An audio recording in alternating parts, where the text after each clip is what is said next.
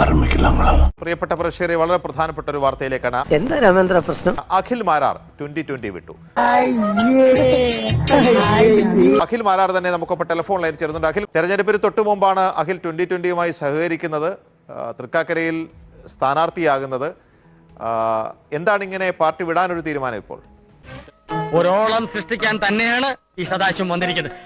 ഞാൻ തൃക്കാക്കരയിൽ മത്സരിക്കണമെന്നുള്ളത് ഞാൻ ഒരിടത്തും പറഞ്ഞിട്ടുള്ള ഒരു കാര്യമായിരുന്നില്ല. അപ്പം ഒരുപക്ഷെ PG ഉൾപ്പെടെ ആദ്യം റിപ്പോർട്ട് ചെയ്തിട്ടുള്ള ഒരു വാർത്തയുണ്ട്, ഞാൻ കൊട്ടാരക്കരയിൽ കോൺഗ്രസിന്റെ കാൻഡിഡേറ്റ് ആകുന്നു. ഒരുപക്ഷെ ആ സമയത്ത് റിപ്പോർട്ട് ചെയ്തിരുന്ന ഒരു വാർത്ത അങ്ങനെ ആയിരുന്നു. പിന്നീട് കൊടിക്കുന്നിൽ സുരേഷിന്റെ ഒരു ഇടപെടലിലൂടെ ഐഷ പൂറ്റി അവിടേക്ക് വരുന്നു. 4 വർഷം നിശബ്ദയായിട്ടിരുന്ന ഐഷ പൂറ്റി അവിടെ കൊണ്ടുവന്നത് കോൺഗ്രസിനെ രക്ഷിക്കാനോ കൊട്ടാരക്കരയിൽ കോൺഗ്രസിന്റെ സീറ്റ് തിരിച്ചു പിടിക്കാനോ ഒന്നും ആയിരുന്നില്ല. ഞാനെന്ന് പറയുന്ന ഒരാൾ അവിടെ വരുന്നതിൽ നിന്ന് തടയുക എന്നതായിരുന്നു അടിസ്ഥാനപരമായ ലക്ഷ്യം. ഇത് കൊട്ടാരക്കരയിലുള്ള കോൺഗ്രസ്സുകാർക്കും അറിയാവുന്ന ഒരു കാര്യമാണ്. സ്വന്തം കാര്യം പറഞ്ഞാൽ മതി കേട്ടോ. പക്ഷെ രണ്ടായാലും ഞാൻ കരുതിയിരുന്നത്, പണ്ടും ഇതേ കണക്കൊരു കാര്യം കൊടിക്കുന്നിൽ സുരേഷിന്റെ ഭാഗത്തുണ്ടായതുകൊണ്ട് തന്നെയാണ് ഞാൻ പണ്ട് ഈ കോൺഗ്രസ് വിട്ടിട്ട് സ്വന്തമായിട്ട് അന്ന് മത്സരിക്കുന്നത്. അപ്പൊ എന്റെ മനസ്സിൽ കൊട്ടാരക്കരയിൽ സ്വതന്ത്രമായിട്ട് മത്സരിക്കണം എന്നുള്ളൊരു ആഗ്രഹമായിട്ട് ഞാൻ നിന്ന സമയത്ത് ഇതേ കാഴ്ചപ്പാടുള്ള, അതായത് ഒരു സ്വതന്ത്രന്റെ അതേ സ്വഭാവത്തിൽ മത്സരിക്കാനുള്ള ഒരു അവസരമാണ് 2020 വഴി എനിക്ക് കൊട്ടാരക്കര ലഭിക്കുന്നത്. BJP വോട്ട് കൂടാതെ ഒരു വ്യക്തി എന്ന നിലയിൽ എനിക്ക് പിടിക്കാൻ കഴിയാവുന്ന വോട്ടുകൾ കൊടിക്കുന്നിൽ സുരേഷുമായിട്ട് പ്രാദേശികമായിട്ട് പല പ്രദേശങ്ങളിൽ നടക്കുന്ന കോൺഗ്രസിന്റെ വിള്ളലുകളിൽ നിന്ന് എടുക്കാൻ പറ്റുന്ന വോട്ടുകൾ. അപ്പൊ അങ്ങനെ ഒരു വലിയ സാധ്യത മുന്നിൽ കണ്ടുകൊണ്ടാണ് ഞാൻ 2020യിലേക്ക് പോകാൻ വേണ്ടി ഇവരോട് പറയുന്നത്. അതാണ് എന്റെ ജീവിതത്തിൽ ഞാൻ എടുത്ത തീരുമാനത്തിൽ ഏറ്റവും പാളിപ്പോയൊരു തീരുമാനമായി പിന്നീട് മാറുന്നത്. എന്റെ കുഴപ്പം കൊണ്ടായിരുന്നില്ല, സാബു ജേക്കബ് എന്നെ ചതിച്ചതുകൊണ്ടാണ്. ഇവന് കുറച്ച് ബുദ്ധി ഉണ്ടായിരുന്നെങ്കിൽ മന്ദബുദ്ധി എന്നെങ്കിലും വിളിക്കായിരുന്നു, അതും ഇല്ലാതായി. എനിക്ക് കൊട്ടാരക്കര സീറ്റ് തരാമെന്ന് പറഞ്ഞ് ഡൽഹിയിൽ വെച്ച് ഉറപ്പ് മേടിച്ച സാബു ജേക്കബ് പിന്നീട് കൊട്ടാരക്കരയിലേക്ക് രശ്മി വരുന്നു. രശ്മി വന്നതിന് ശേഷം ഞാൻ രാജീവ് ചന്ദ്രശേഖറുമായിട്ട് നേരിട്ട് കൊച്ചിയിൽ വെച്ച് സംസാരിക്കുന്നു. അദ്ദേഹം എന്നോട് പറഞ്ഞത് പുള്ളി മറന്നുപോയി എന്നാണ്. എനിക്ക് സഹിക്കാൻ പറ്റില്ല. അങ്ങനെ തൃപ്പൂണിത്തുറ സീറ്റ് എനിക്ക് വേണ്ടി എന്ന് പറയുകയും, പക്ഷെ പിന്നീട് സാബു ജേക്കബ് ഇവിടെയും എന്ത് തരികിട ആരുമായി ചേർന്ന് കാണിച്ചാണെന്ന് എനിക്കറിയത്തില്ല, എന്നോട് മാർച്ച് 15-ാം തീയതി പറയുന്നു തൃക്കാക്കര സീറ്റാണ് അഖിലിന് വേണ്ടിയിട്ട് ഡൽഹിയിൽ നിന്ന് എഴുതി വന്നതെന്ന്. ഞാൻ തിരിച്ചു ചോദിക്കുന്നു, എവിടെ ഈ ഡൽഹിയിൽ നിന്ന് എന്തിനാണ് എഴുതി വരുന്നത്? ഞാൻ വിഡ്ഢിയാണെന്നാണോ നിങ്ങളുടെ വിചാരം? ഞാൻ ആ സമയത്ത് തന്നെ ഞാൻ അദ്ദേഹത്തിന് മെസ്സേജ് അയച്ചു, എനിക്കൊരു വലിയ തെറ്റുപറ്റി എന്ന് പൊതുസമൂഹത്തോട് പറഞ്ഞുകൊണ്ട് ഞാൻ ഈ തെറ്റ് അവസാനിപ്പിക്കും എന്ന് പറഞ്ഞ് മാർച്ച് 15-ാം തീയതി തന്നെ ഞാൻ അദ്ദേഹത്തിന് മെസ്സേജ് അയക്കുന്നു. പക്ഷെ പിറ്റേന്ന് വീണ്ടും എനിക്ക് ചർച്ച വിളിക്കുന്നു. അപ്പൊ എന്നെ സംബന്ധിച്ച് ഞാൻ പെട്ടുപോയി. NDA എന്ന് പറഞ്ഞ് വാർത്തകൾ വരുന്നു. പിന്നെ ഞാൻ രാഷ്ട്രീയമായിട്ട് മാറി നിൽക്കുന്ന അർത്ഥമില്ല. ആ സമയത്ത് ഇത് ഞാൻ പറഞ്ഞാൽ സംഭവിക്കാൻ പോകുന്നത് 140 നിയോജക മണ്ഡലങ്ങളിലെയും തെരഞ്ഞെടുപ്പിന്റെ ബഹളങ്ങളാണ്. മാധ്യമങ്ങൾക്ക് ഇതൊരു ശ്രദ്ധയുള്ള കാര്യമല്ല. കേവലം ഒരു വരികൾക്കപ്പുറത്തേക്ക് ഇത് പോകത്തില്ല. 2 പേരായിരുന്നു തൃക്കാക്കരയിൽ എന്റെ കൂടെ മുഴുവൻ സമയ പ്രവർത്തനത്തിനുണ്ടായിരുന്നത്. വെറും 2 പേർ. വേറെ ആൾക്കാരെ അവിടെ ഇവിടെയൊക്കെ വെച്ച് വന്ന് കണ്ട് കായ് തന്നു പോകുന്നതല്ലാതെ ഒരൊറ്റ മനുഷ്യനില്ലായിരുന്നു. മത്സരിച്ച് ജയിച്ച കൗൺസിലർ ഇവരെ തിരിഞ്ഞു നോക്കിയിട്ടില്ല. അതിനൊന്നും ഇല്ലേ? ഒരു ദിവസം പ്രവർത്തനത്തിന് പോയിട്ട് ഒരു 2020യുടെ സ്ഥാനാർത്ഥി എന്ന നിലയിൽ ഞാൻ അവരെ കാണാൻ ചെല്ലുന്ന സമയത്ത് പോലും സുഖമില്ല എന്ന് പറഞ്ഞ് ഒഴിഞ്ഞു മാറാൻ നിന്നവരാണ് അവർ.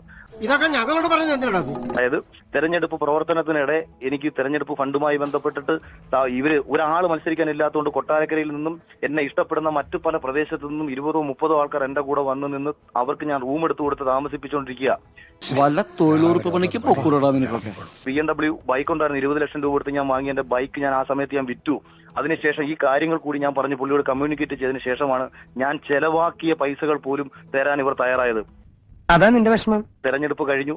ഞാൻ ആ ദിവസം അദ്ദേഹത്തെ ഞാൻ വിളിച്ചു പറഞ്ഞു, നമുക്ക് വിഷമിക്കേണ്ട, ഓക്കെ, രാഷ്ട്രീയമായിട്ട് മുന്നോട്ട് പോകാമെങ്കിൽ നമുക്ക് നല്ല രീതിയിൽ മുന്നോട്ട് പോകാം. എന്നെ കൊണ്ട് ചെയ്യാൻ പറ്റുന്നത് ഞാൻ ചെയ്യാം.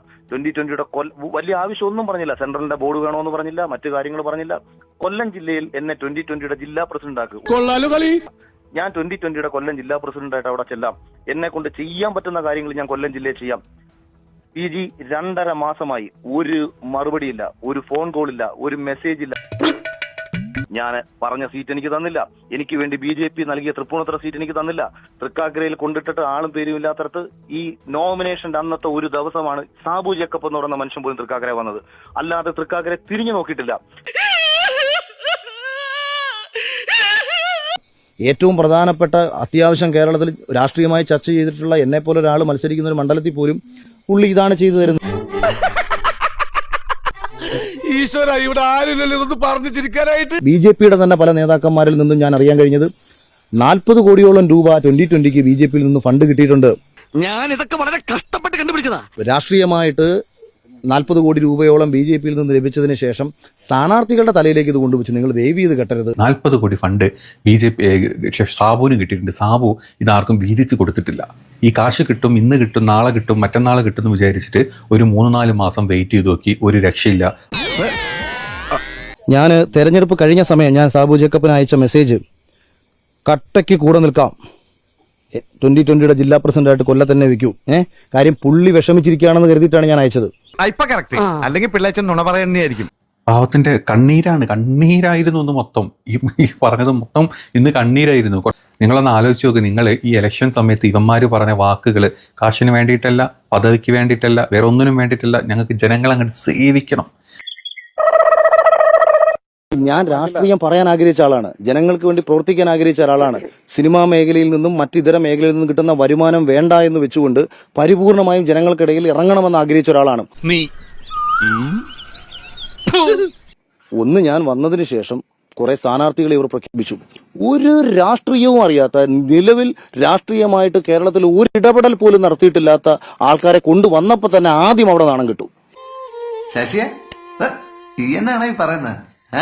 കാര്യം പലരും പറഞ്ഞു അഖിലൊക്കെ 2020 വന്നപ്പോഴത്തേക്ക് ഞങ്ങൾക്ക് തോന്നി കൊള്ളാം, എന്തൊക്കെയോ നല്ല കാര്യങ്ങൾ അവർ ചെയ്യാൻ പോകുന്നു. പിന്നീട് ആ സമയത്ത് വന്ന ചില കാൻഡിഡേറ്റ് പട്ടിക നിങ്ങൾ കേട്ട് കാണും. വോട്ടർപട്ടികയിൽ പോലും പേരില്ലാത്തവർ, കേരളത്തിൽ ഇന്ന് വരെ രാഷ്ട്രീയം സംസാരിച്ചിട്ടില്ലാത്തവർ, എന്തോ കുത്തി പറയുന്ന പോലെ എനിക്ക് ഫീൽ ചെയ്യുന്നുണ്ട് കേട്ടോ. ഒരു എവിടെ ആയിക്കോട്ടെ, കേന്ദ്രത്തിനെതിരെ ആയിക്കോട്ടെ, സംസ്ഥാനത്തിനെതിരെ ആയിക്കോട്ടെ, ഒരു രാഷ്ട്രീയ അഭിപ്രായ പ്രകടനം പോലും നടത്താത്ത ആൾക്കാരെ ഒരു സുപ്രഭാതത്തിൽ കൊണ്ടുവന്ന് കാൻഡിഡേറ്റ് ആക്കി. അപ്പൊ ഇവരുടെ ഉദ്ദേശം രാഷ്ട്രീയമല്ല, എങ്ങനെങ്കിലും ഏതെങ്കിലും സ്ഥാനാർത്ഥികളെ എവിടെയെങ്കിലുമൊക്കെ ഇട്ട് മത്സരിപ്പിച്ച് BJP-യിൽ നിന്ന് ഫണ്ട് വാങ്ങുക, തെരഞ്ഞെടുപ്പ് കഴിയുന്നതോടുകൂടി അടുത്ത തെരഞ്ഞെടുപ്പിലേക്ക് ഫണ്ട് ചോദിക്കുക. മനസ്സിലാക്കി കളഞ്ഞല്ല. നിങ്ങളിൽ പലരും ഇലക്ഷൻ ശേഷം ഞാനൊരു ഇലക്ട്രിക് വണ്ടി എടുത്ത് നിങ്ങൾ കണ്ടിട്ടുണ്ടായിരിക്കും.